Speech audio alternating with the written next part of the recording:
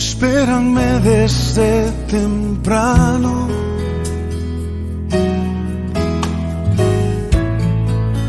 Yo no quiero el día empezar sin estar en tu presencia, sin saber que cerca estás. Y seguramente alguno se ha preguntado, ¿por qué el apóstol Pablo dedicó una gran parte muy importante de su carta a la iglesia de Corinto para tratar el tema del amor? ¿Por qué el apóstol Pablo tenía que enseñarle a los cristianos de Corinto lo que era el verdadero amor? Para comprender esto, es necesario que conozcamos primeramente el contexto histórico y social de la ciudad de Corinto.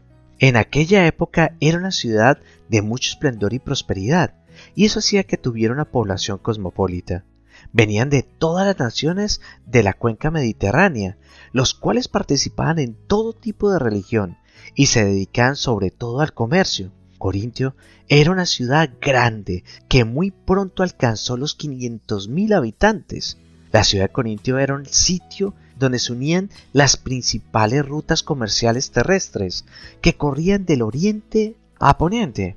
Además, sus dos bahías facilitaban la llegada de los barcos de todas partes, por lo tanto, también su comercio marítimo era considerable. Pero la fama de Corintio, sin embargo, no era su riqueza monetaria o su comercio, tampoco se conocía como un gran centro de cultura, sino que la ciudad de Corintio siempre era reconocida por su gran inmoralidad. En ella se encontraban los vicios de toda clase. La ciudad de Corintio era el centro de adoración principal de la diosa griega Afrodita, diosa Venus para los romanos, la diosa del amor. La adoración a esta diosa se conocía por lujuria, ya que para adorar a la diosa Afrodita, las muchas sacerdotisas o prostitutas religiosas tenían relaciones sexuales con los hombres que llegaban a adorarla. Podemos darnos cuenta que las personas que vivían en esta ciudad tenían una idea equivocada sobre lo que era el amor. En realidad no conocían el amor verdadero y por tanto los creyentes de la iglesia de Corinto necesitaban conocer lo que era el verdadero amor. Es por eso que Pablo les dio una explicación detallada de las características del amor ágape, es decir, el amor de Dios. Traslademos esto a la iglesia actual. Verdaderamente podemos hacer una comparación bastante exacta de la iglesia de Corintio con la iglesia actual, pues al igual que los creyentes de Corintio, en la iglesia actual hay también muchos creyentes que tienen un concepto equivocado del amor. Hay muchas personas que confunden amor con tener relaciones sexuales, que confunden amor con violencia y celos descontrolados, que confunden amor con la provisión económica, que confunden amor con sometimiento, y es por eso que es muy importante que por medio del capítulo 13 de esta carta también nosotros comprendamos cuáles son las características del amor verdadero. Veamos lo que nos enseña el capítulo 13 sobre las características del amor en los versículos 4 al 7. El amor es sufrido, es benigno, el amor no tiene envidia, el amor no es jactancioso, no se envanece, no hace nada indebido, no busca lo suyo, no se irrita, no guarda rencor, no se goza de la injusticia, mas se goza de la verdad. Todo lo sufre, todo lo cree, todo lo espera y todo lo soporta. Primera característica del amor verdadero es sufrido. Tenemos que comprender primeramente que muchas veces le damos una connotación o significado equivocado a la característica del amor. Y creemos que el amor es sufrido significa que Dios nos está diciendo que tenemos que soportar la violencia, los maltratos o el abuso activo o pasivo sin tomar ninguna acción que proteja nuestra vida o para hacer que las personas que nos maltratan y que nos tratan con violencia reciban las consecuencias de sus actos, pero no es así. Pues la palabra de Dios nos enseña que los que hacen lo malo deben enfrentarse a la justicia terrenal, tal y como dice Romanos 13, del 3 al 4, porque los magistrados no están para infundir temor al que hace el bien, sino al malo. ¿Quieres, pues, no temer a la autoridad? Haz lo bueno, y tendrás alabanza de ella, porque es servidor de Dios para tu bien. Pero si haces lo malo, teme, porque no en vano lleva la espada, pues es servidor de Dios, vengador para castigar al que hace lo malo.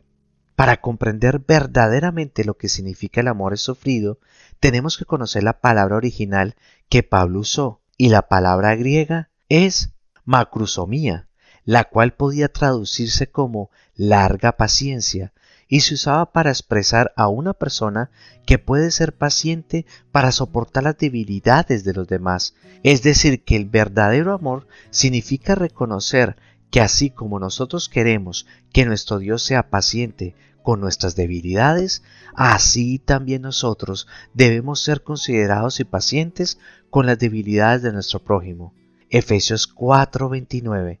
Con toda humildad y mansedumbre, soportaos con paciencia los unos a los otros en amor. Igualmente, la palabra macrosomía se refería a una persona que tiene el poder para vengarse, pero no lo hace. Romanos 12:19 nos dice: no os venguéis vosotros mismos, amados míos, sino dejad lugar a la ira de Dios, porque escrito está: mía es la venganza, yo pagaré, dice el Señor. Segunda característica, el amor es benigno. En el original, la palabra que el apóstol Pablo utilizó para expresar el amor es benigno es resteumaí, lo cual se refiere a una persona que busca hacer lo bueno y que tiene actitudes de amabilidad y de misericordia para con los demás. La palabra de Dios nos muestra que una de las formas en las cuales como creyentes podemos poner en práctica el verdadero amor siendo benignos es perdonando a los que nos han ofendido. Efesios 4:32 nos dice: antes sed benignos unos con otros, misericordiosos, perdonaos unos a otros, como Dios también os perdonó a vosotros en Cristo. Tenemos que saber también que para los griegos la palabra resteumaí significa también la disposición de corazón para considerar los asuntos de los demás como si fueran propios. Es decir, que amar de verdad significa no ser indiferente con las necesidades y sufrimientos de los demás. Las personas que aman de verdad no pueden permanecer pasivos o indiferentes ante la necesidad y sufrimiento de su prójimo. Primera de Juan 3:17 nos dice: pero el que tiene bienes de este mundo y ve a su hermano tener necesidad y cierra contra él su corazón, ¿cómo mora el amor de Dios en él? Padre, yo te pido que cada día podamos aprender bien lo que es la característica del amor, que podamos entender cada uno de ellos para ponerlos en práctica, porque tal vez, Señor, no sabemos amar o tenemos un concepto de amor erróneo como lo tenía esta iglesia al principio. Ayúdanos, Espíritu de Dios, a cada día comprender lo que es el verdadero amor, que podamos entender que si el amor es sufrido, es que tendremos esa paciencia para soportar las debilidades de los demás, que podemos reconocer que como tú has sido paciente conmigo, yo necesito ser paciente con los demás, que también pueda, Padre bendito, en este instante, entender que tengo que ser esa persona que a pesar de que pueda tener la capacidad para vengarme, no lo haga, porque eso le pertenece, es a nuestro Dios. Que podamos convertirnos realmente en un amor que sea benigno, un amor que realmente busque perdonar, que busque amar y que podamos también entender que no puedo ser indiferente a las necesidades y sufrimientos de los demás, porque tú nos has invitado siempre, Señor, a estar pendiente de ellos, a saber que dando es que se recibe y que podamos cada día poner por obra y poder brindarle a los más cercanos y a todos los que nos rodean estas enseñanzas y sobre todo el resultado de haberte creído y haberlas puesto por obra. Yo te pido, Señor, que bendiga la vida de tu hijo y de tu hija y que cada día pueda sentirse más amado y que cada día pueda aprender más acerca del amor para que pueda amar como tú amas y convertirse realmente en esa persona que represente al Padre en donde quiera que esté. Gracias, Señor, por todo tu amor y porque sé que tu bien y tu misericordia nos alcanzará y nos llenará. En el maravilloso nombre de Cristo Jesús. Amén y amén. Ahora llega el momento más crucial para este tiempo. Ve y habla con tu Padre y dile cómo estás, ¿Cómo te sientes? Pon toda tu esperanza en Él y recuerda que si Él lo dijo y tú lo crees, Dios lo hará. Y el que habita al abrigo del Altísimo morará bajo la sombra del Omnipotente.